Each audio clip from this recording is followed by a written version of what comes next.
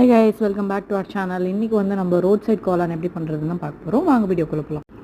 First வந்து cabbage எடுத்துக்கோங்க. அதில் ஜிஞ்சர் கார்லிக் பேஸ்ட் போட்டுட்டு கொத்தமல்லி, மைதா, கார்ன்ஃப்ளவர், அப்புறம் வந்துட்டு ரெட் சில்லி பவுடர், மஞ்சத்தூள், கலர் பவுடர், தனியாத்தூள், வெங்காயம் இதெல்லாம் போட்டு நல்லா மிக்ஸ் பண்ணிடுங்க.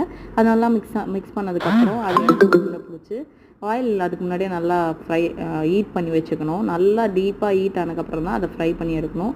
அதுக்கப்புறம் இன்னொரு பேனில் இல்லை அதே பேனில் கூட எண்ணெய் ஊற்றி சோம்பு போட்டு பூண்டு எல்லாமே கொஞ்சம் கம்மியாக போடுங்க. அதுக்கப்புறம் வந்து மஞ்சத்தூள், உப்பு, சீரகத்தூள் போட்டு அப்புறம் நல்லா மிக்ஸ் பண்ணி விட்டுருங்க. மிளகாய் தூளும் போடணும்.